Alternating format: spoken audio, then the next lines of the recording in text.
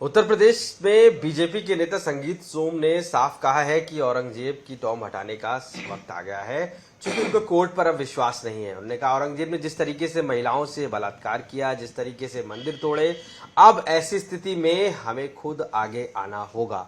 यानी कि जैसे बाबरी मस्जिद के लिए हुआ, वैसे ही अब आगे काशी के बाद अब मथुरा और काशी की ये मजारें हटानी होंगी। हमारे साथ समाजवादी पार्टी के स्पोक्स पर्सन फकरुल चांदसन जी। फकरुल जी, सीधा कह दिया जा रहा है कि अब काशी और मथुरा की बारी है, वहां से टोंग हटाना है, खुद आगे आना है। और कोर्ट पहले नहीं था, जब औरंगजेब मंदिरों को नष्ट करता था तब नहीं तो कोर्ट था, तो आज क्या?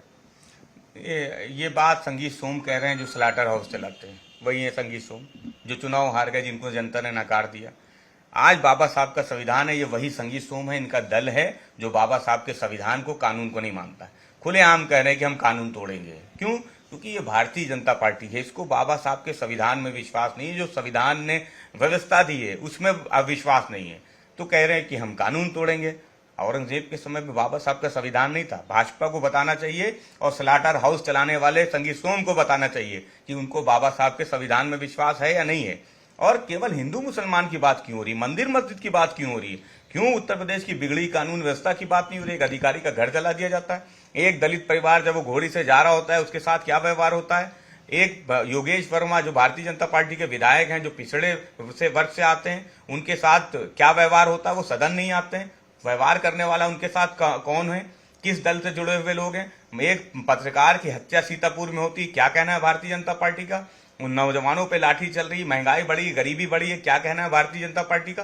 केवल औरंगजेब की बात होनी चाहिए, इतिहास की बात होनी चाहिए, मंदिरों मस्जिद की बात होनी चाहिए। अगर बाबा साहब के संविधान की कोई बात करेगा तो भाजपा को चुभेगी, और समाजवादी पार्टी भरोसे के साथ कहती कि ये देश बाबा साहब के संविधान से चलेगा, भारतीय जनता पार्टी के नफरत के एजेंडे से नहीं चलेगा। काशी मथुरा दोनों जगह अब हम कोर्ट के आदेश के लिए नहीं रुकेंगे, क्योंकि उस समय कोर्ट नहीं था जब मंदिर जब गिराए गए थे औरंगजेब के द्वारा।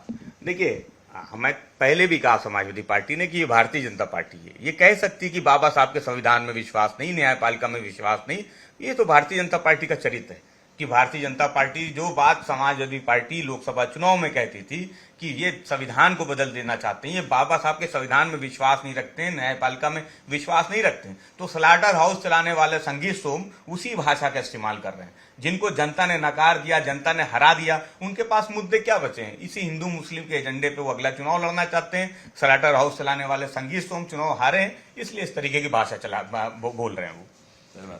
तो समाजवादी पार्टी के नेता फकरुल चांदसन का साफ तौर से मानना है कि हारे हुए बीजेपी के वो नेता हैं, और अब कहीं ना कहीं हिंदू मुस्लिम की राजनीति करके वो अब इसी तरीके से अपनी राजनीति को चमकाना चाहते हैं। लखनऊ से कैमरा पर्सन संजय सिंह के साथ आशीष श्रीवास्तव, आज तक।